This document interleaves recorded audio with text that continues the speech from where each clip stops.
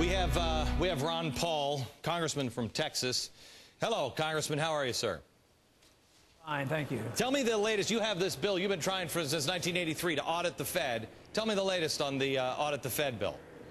Just breaking news. Last week we got that put into the reform package, which is a very, very complex group of regulations that aren't going to be good for the economy at all. But the good part of the audit bill got put in there. But today we were supposed to be right now in the middle of a 3 hours debate for that bill, and then go into the amendment process tomorrow and finish it up tomorrow. But all of a sudden we went into recess. And they're arguing now in the Rules Committee because some moderate Democrats are saying they're not satisfied with it. There are some Democrats who think that they've gone just too far, and they're getting a message from, I guess, some of their people at home. Good. And they can win some of these votes if they're brought to the floor. Of course, they wanted to bring this to the floor without any amendments or very few, but now there's a little rebellion going on, and it's very healthy, I believe. Okay. Congressman, I want to ask you one question. I haven't heard anybody explain this.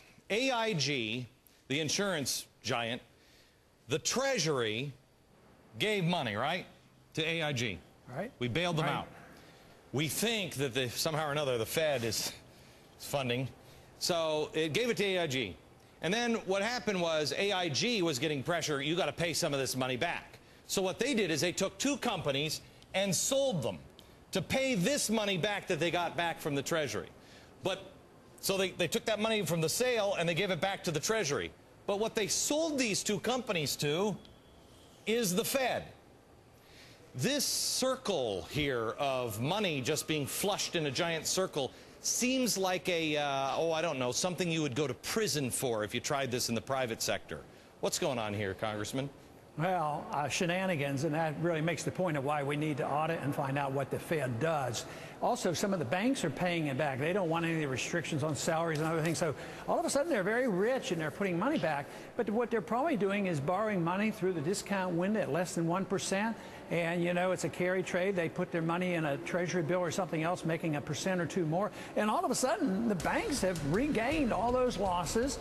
But like you say, they churn this, and it's literally money coming from the Fed, which is indirectly coming from the taxpayer. When we come back, more with Ron Paul, and I'm going to explain this chart. This should chill you to your core next. Congressman Ron Paul of Texas, who is trying to audit the Federal Reserve, which should absolutely be done. They'll come up with all kinds of excuses not to do it.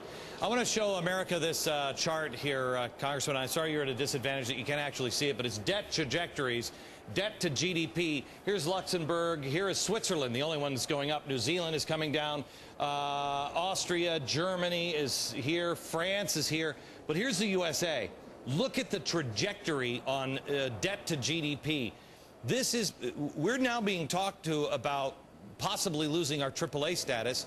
I know when I talked to you 2 years ago, maybe even 3 years ago, oh, everybody said that was crazy. We'll never lose it. They said that a year ago, that's crazy. Now it's starting to look more and more like a possibility. What does that mean to the average person? Well, I think it's very serious, and it means a whole lot that they're willing to admit, which has been, you know, a reality for a long time, because the AAA rating really doesn't mean anything, because nobody really invests in bonds. What individual would buy a 20-year bond so that they have money for their kids in 20 years to send them to college? Nobody does that. So all this rating is a gimmick, and if these gimmicks can be overcome and even the Moody rating system drops it, that means really, really bad news. That means the dollar's in big trouble. But the whole idea that these bonds are really worth something right now, it's only because the Fed can create credit, make deals with foreign governments and foreign central banks, and push money into banks and say, buy up this debt, keep the interest rates low. It's all a gimmick, and they're raking off the profits. Right. So I'm surprised that the rating hasn't gone down a long time ago. Let me just say this. If you are supporting audit the Fed, now's the time to call your congressman, because they're talking about it even tonight. I want to talk to you one more thing about the EPA.